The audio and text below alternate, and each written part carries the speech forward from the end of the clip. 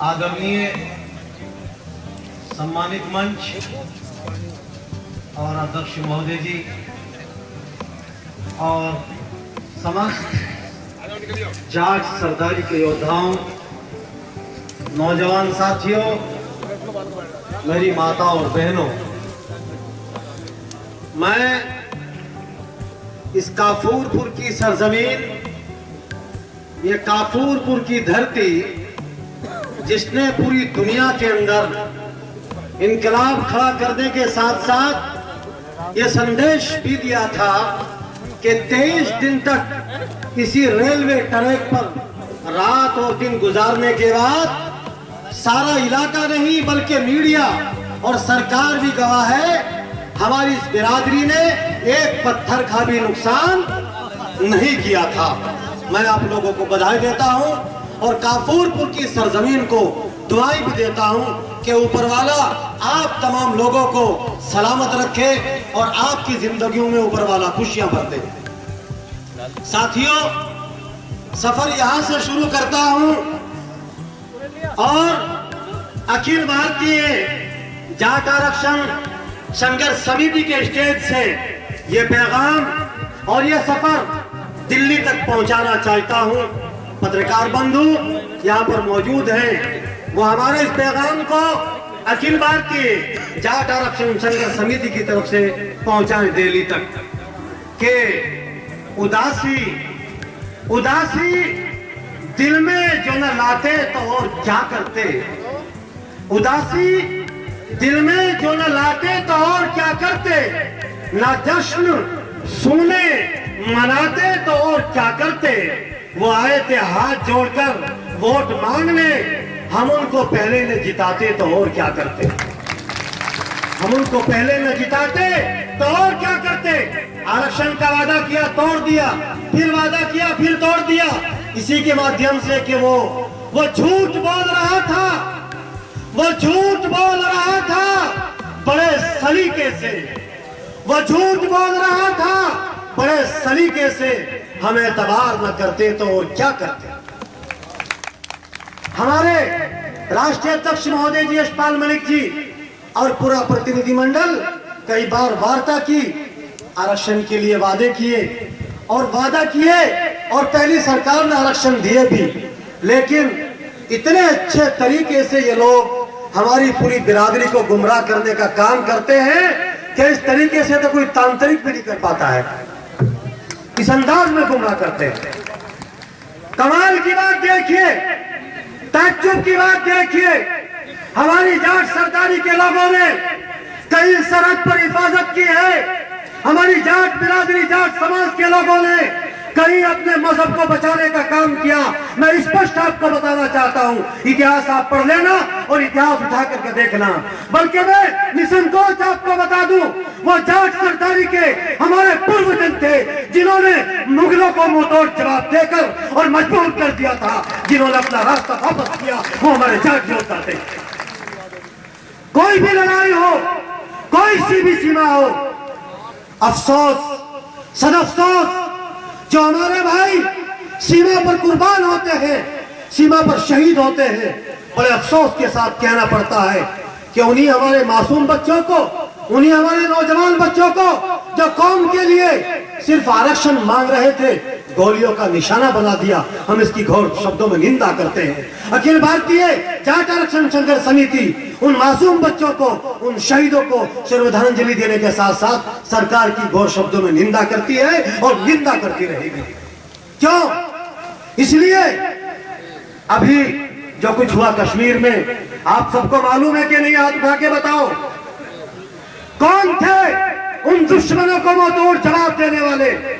अखबार पढ़ लेना या इतिहास उठा करके देख लेना। इससे पहले जब कभी सड़क पर खतरा मिल रहा है तो उठा करके देख लेना इतिहास। वो आप ही के बच्चे थे, वो आप ही के भाई थे। मैं ये नहीं कहता कि और समाज बिरादरी के लोग नहीं थे, और भी थे, लेकिन जिस तरीके से ये जाट का बच्चा डटकर मुकाबला करता है, कोई दूसरा नहीं कर सकता, मैं गारंटी दे सकता हूं। महाराजा सूरजमल की तारीख उठाइए, राजा महेंद्र प्रताप की तारीख उठाइए, बाबा शामल की तारीख उठाइए। और अभी ये आपने थोड़े दिन पहले देखा होगा, बाबा महेंद्र सिंह टिकैत की तारीख भी उठाइए। देखा है क्या नहीं देखा? हाँ देखा है ना? तो मेरे भाइयों, नौजवान साथियों, जाट तो जाट ही होता है। मैं ज्यादा वक्त न लेते हुए बहुत ही कम समय में 2 पैगाम देकर अपनी बात को खत्म करूंगा, क्योंकि असल जिम्मेदारी की बात तो राष्ट्रीय अध्यक्ष जी हम लोगों को बताएंगे। एक होती है राजनीति, जैसे अभी हमारे मंत्री जी बोल रहे थे, मैं साफ शब्दों में आपको बता दूं, एक होती है राजनीति और एक होती है जाट नीति। सहमत है सब लोग? अगर कौम, पूरा समाज, पूरी बिरादरी बर्बादी की कगार पर हो, तो हम लोगों को, आप लोगों को चाहिए कि राजनीति को लात मार के हम लोगों को जाट नीति करना चाहिए। मुझे एक बात याद आ गई, अगर अध्यक्ष जी इजाजत दे तो मैं इसको कह दूं। मुझे एक बात याद आ गई, एक कुत्ता अमरोहा से अजमेर की यात्रा के लिए चला। गौर से सुनना भाई, एक कुत्ता अमरोहा से काफूरपुर स्टेशन से यात्रा के लिए चला अजमेर। अब जितने भी काफूरपुर स्टेशन के पास जानवर थे, सब लोगों ने उनका स्वागत किया, माला पहनाई, प्रसाद खिलाया, लड्डू खिलाए और काफूरपुर स्टेशन से अजमेर यात्रा के लिए कुत्ते को रवाना कर दिया। रास्ते में गजरोला पड़ा, वहां भी स्वागत हुआ। हापुड़ पड़ा, वहां भी स्वागत हुआ। दिल्ली पड़ी, वहां भी स्वागत हुआ। गुड़गांव पड़ा, वहां भी स्वागत हुआ।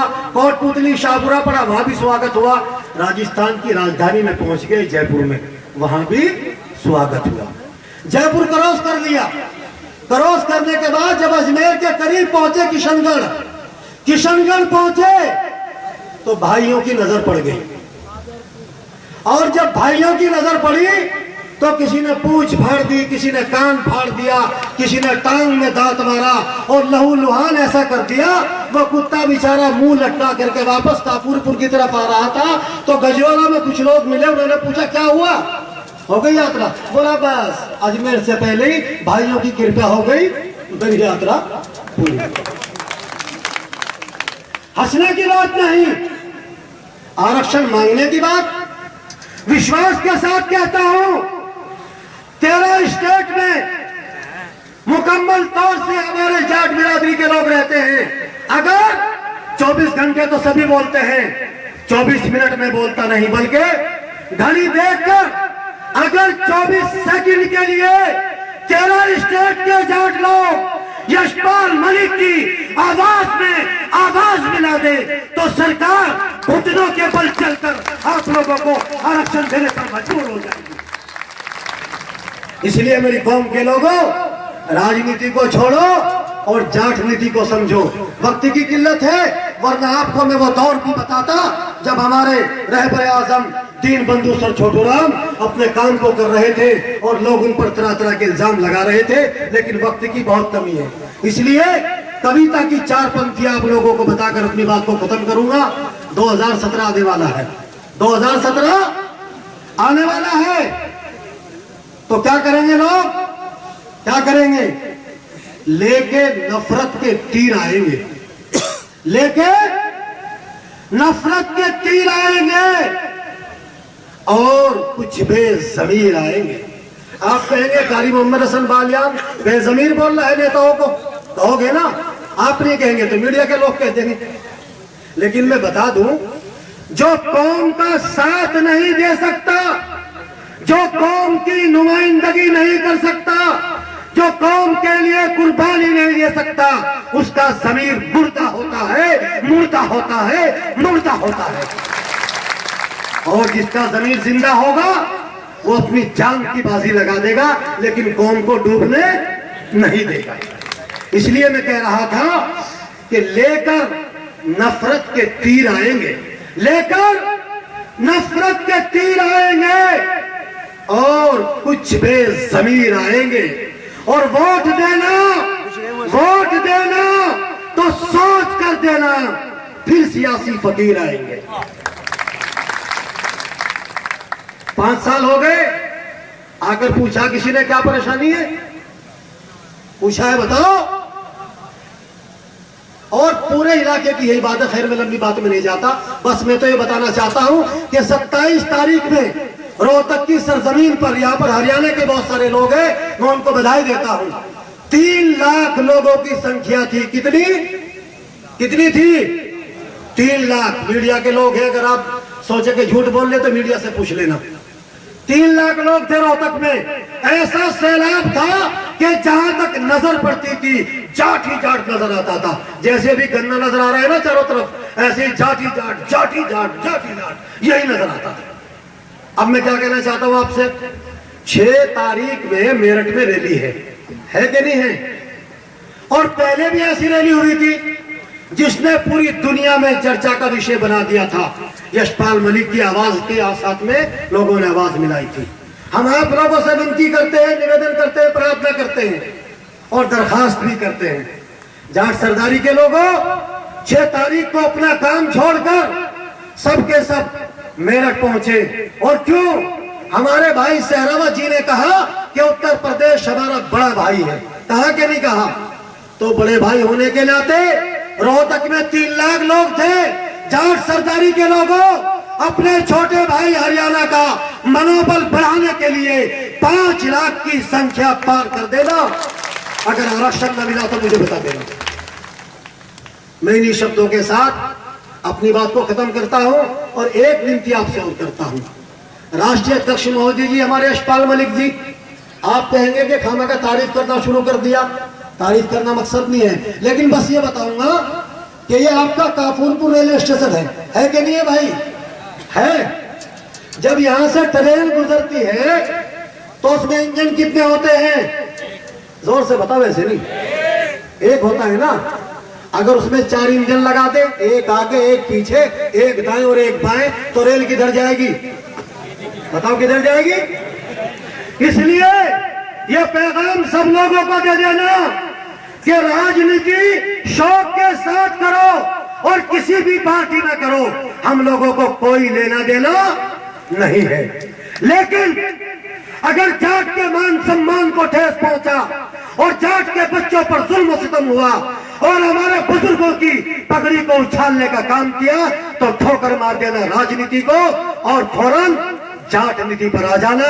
और जाट नीति पर आकर यशपाल की आवाज में आवाज मिला देना मेरे भाइयों, क्योंकि वक्त बहुत कम है। और जब 2017 का चुनाव आए तो एक बार यशपाल मलिक जी से पूछना कि हमें क्या करना है। क्यों? गाड़ी में अगर 1 इंजन होगा तो लखनऊ पहुंचेगी, अगर 4 इंजन होंगे तो खेतों में घुस जाएगी। अपनी बात को खत्म करता हूं, एक नारा देता हूं। जय